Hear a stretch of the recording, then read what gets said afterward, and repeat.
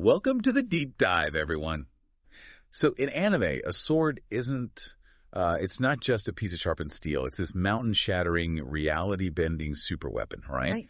But there's always a catch. Right, yeah, because, if characters can just vaporize any threat instantly, the whole story basically breaks. Exactly. So today we're diving into a source that details 5 of the most powerful swords in anime history. But, our mission isn't just to list cool weapons. No, we're looking at a specific pattern. We are examining how creators disguise these massive narrative constraints as, bizarre, in-universe magical rules. Yeah, so let's start with how physical limits are used, specifically with Tessaiga from Inuyasha. Oh, yeah, Tessaiga. It's this sentient, protective blade, and it grows by absorbing the powers of defeated enemies.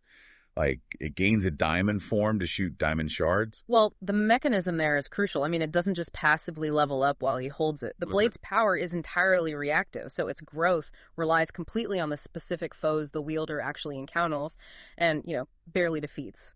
Okay, let's unpack this. Tessaiga is basically a magical immune system. It gets infected by an enemy's attack, survives by the skin of its teeth, and then creates antibodies so it can use that exact same power next time. That's a great way to put it. But that means if you're only fighting weak enemies, the sword just stays weak. Exactly. The power is externally dependent. But what happens when the power isn't external? What if it's an overwhelming internal force? Oh, you're talking about Zangetsu from Bleach. Yeah, that's the mechanism behind Zangetsu. It doesn't absorb anything at all. Right. It takes all those opposing spiritual energies inside the main character, like the human, spirit, and hollow parts, and just forces them into one massive blast of raw Reiatsu energy. And its ultimate limitation is all about mastering that internal chaos. When the sword reaches its final form, Tensei Zangetsu, it actually shrinks. Which is so counterintuitive. Right. It takes this colossal, unstable energy and physically compresses it into a really compact blade, which makes it significantly faster and just easier to control. So, if Tessaiga is like a smartphone, constantly downloading new apps, Zangetsu is just raw, unadulterated horsepower. Yeah, the constraint isn't finding strong enemies. It's the wielder's own capacity to contain that much raw pressure. Okay, so we've seen limitations based on physical limits, like the enemy's strength or the user's focus. But what if the limitation isn't physical at all? You mean... What if the sword itself just straight up refuses to cooperate? Now we're talking about psychological constraints. Look at Excalibur from Soul Eater. Oh man, Excalibur. It grants unimaginable spatial power, right? Like teleportation, light speed wings, the ability to slice space itself. But the sword manifests as this intolerable cane-carrying cartoon mascot. That's so funny. To use that reality-bending power, the wielder has to obey his insanely annoying list of rules. Which is brilliant, because the weapon is flawlessly powerful, but it's practically useless because it drives you to madness. Yeah, nobody wants to use it. It kind of reminds me of Iya from Fate Zero. It's this divine weapon wielded by Gilgamesh, and its Enma Elish attack can literally split the heavens and ripple space-time. It's absurdly strong. But wait, I have to push back here. Gilgamesh refuses to use it on anyone he deems unworthy. But his arrogance isn't like a magical limitation placed on the sword by a creator. That's just a character flaw. Right, but... Does that really count as a weapon constraint? What good is it? Well, what's fascinating here is how the creator fuses the two.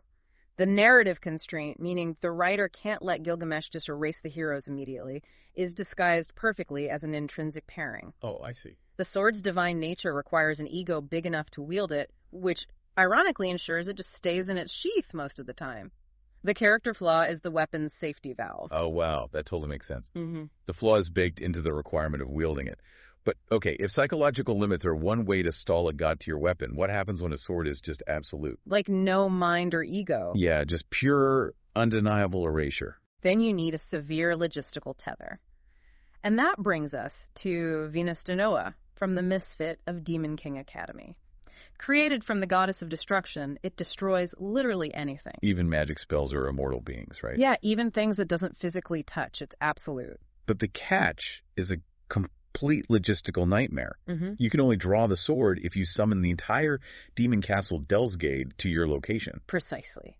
And teleporting a demonic castle requires a colossal magic drain. Huge. And even when you succeed, the castle can only manifest for a really strict time limit. So the creator gives the character an ultimate I win button, but attaches it to a desperate race against the clock. And a massive energy cost.